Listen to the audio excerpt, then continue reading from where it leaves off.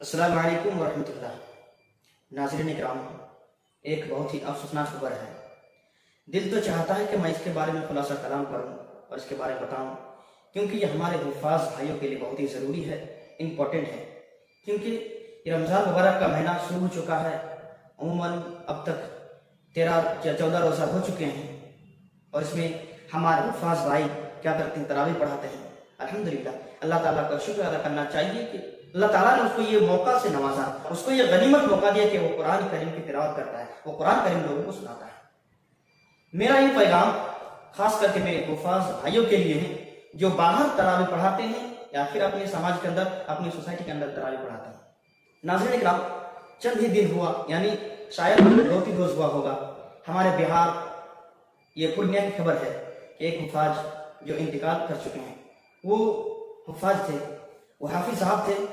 ظاہر سی بات ہے اس کو ٹارچر کیا گیا، اس کو پریشر دیا گیا، اس کو دماغ کے اندر ٹینشن دیا گیا، اس کو ٹینشن اتنا دیا گیا کہ وہ شخص، وہ حافظ صاحب کیا کیے، وہ نماز پڑھنے کے بعد فوراً ہی پڑھنے کے لیے چلے گئے۔ ٹینشن اس کے پاس اتنا تھا، وہ ٹینشن اتنا زیادہ لے گیا تھا، اور ٹینشن لینا یہ اتنی خطرناک ہے، آپ سے بہتر کو نہیں جانتا، کیونکہ کسی کو ٹینشن دینا یہ بہت خطرناک کام ہے۔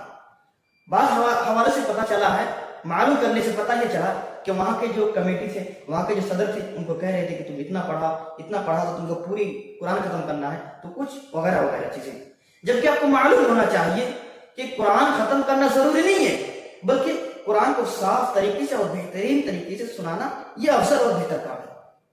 آپ کو جتنا یاد ہے، آپ کو جو بھی یاد ہے، آپ اس کو احسن طریقے سے، بہتر طریقے سے پڑھیں۔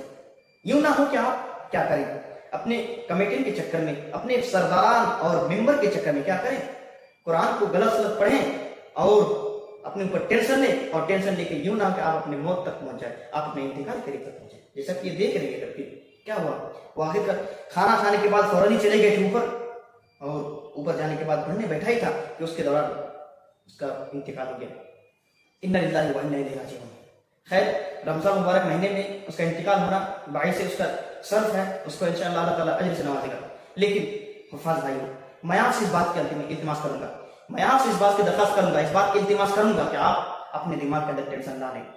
ہاں، اگر آپ کے اوپر کوئی پریشر ڈالتا ہے، آپ کو ٹینشن دیتا ہے، تو آپ اس کو سمجھانے کی کوشش کریں کہ یہ کوئی فرض چیز نہیں ہے، یہ تو سنت ہے، اور سنت طریقے جس طریقے سے چاہے، اللہ کے رسول صلی اللہ علیہ وسلم نے کہا کہ آپ قرآن کو احسن طریقے سے پڑھو، اور جو تم کو یاد ہے وہ پڑھو۔ یہ نہ ہو کہ آپ کو 10 نمبر پر آپ کو یاد نہیں ہے اور آپ کو وہی پارا سنانے کی ضرورت ہے، یہ نہ ہو۔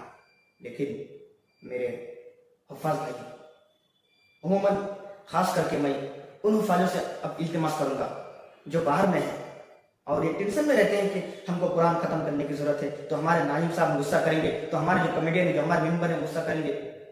میں آپ سے بھی درخواست کروں گا جو اس کے ممبران ہیں، میرے ممبران بھائی، میرے ممبران بھائیوں، آپ اپنے حفاظوں کو اوپر ظلم نہ کریں، آپ اپنے حفاظوں پر اتنا بوجھ نہ ڈالیں کہ اس کے قابل نہ ہو۔ ظاہر سی بات ہے، یہ زمانہ بہت ہی نازک دور اور نازک زمانہ ہے، کیونکہ کوئی بھی شخص یہ نہیں برداشت کرے گا کہ وہ کسی کی ٹینشن برداشت کرے، کوئی بھی شخص اس کا کہیں بھی بات کو برداشت نہیں کرے گا۔ ہاں، چند لوگ ہیں جو مجبوری کے تحت وہ برداشت کر لیتے ہیں، وہ الگ بات ہے، لیکن آپ کو سمجھنے کی ضرورت ہے۔ اللہ تعالیٰ نے آپ کو استطاعت دیا، آپ کو اس طاقت دیا کہ آپ اس کو رکھے ہیں، یہ نہ کہ آپ اس کو غلام بنا کے رکھیں۔ آپ کو غلام بنانے کی ضرورت نہیں ہے، آپ اس کو یوں کہیں کہ آپ کو قرآن ختم کرنا ہے، آپ جس طریقے سے چاہیں ختم کریں۔ یوں نہ ہو کہ آپ صرف تراویح کے اندر ہی ایک پارا سنیں۔ آپ ظاہر سی بات ہے، اور بھی دیگر نمازیں ہیں جو ظہری نماز ہیں، اس میں آپ سن سکتے ہیں، سحری نماز کی بات نہیں کر رہا میں، جو ظہری نماز ہے اس میں آپ جیسے مغرب میں بھی سن سکتے ہیں، عشاء میں بھی آپ سن سکتے ہیں، فجر میں بھی سن سکتے ہیں، لیکن یہ تو ضروری نہیں کہ صرف تراویح کے اندر ہی ایک پارا پوری پڑھا جائے۔ نہیں میرے ساتھیوں، نہیں میرے ممبران حضرات، یہ ضروری ہے۔ آپ ان کو یوں کہیں کہ دیکھو، آپ کو قرآن ختم کرنا ہے، آپ جس طریقے سے چاہے ختم کیجئے، وہ اس کے میٹر ہے، وہ یقین کیجئے وہ اتنا احسن طریقے سے، اتنا بہترین طریقے سے ختم کریں گا کہ آپ کہنے کا حد نہیں، آپ سوچ بھی نہیں سکتے۔ لیکن اگر آپ اس کو پریشر ڈالیں گے، لیکن اگر آپ اس کو ٹینشن دیں گے، تو یقین کیجئے وہ غلط سلط اور ادھر ادھر کی آیتیں پڑھیں گا اور آپ پھر ناراض ہوں گے، غصہ ہوں گے۔ لیکن میں آپ کو بتانا چاہوں گا کہ آپ اس کو پریشر نہ دیں۔ دیکھیے، یہ پریشر دینے کی ہی وجہ سے یہ شخص کہاں چلے گئے؟ اوپر، یعنی وہ شخص انتقال ہو گئے۔ حفاظ کرام کا حال دیکھیے۔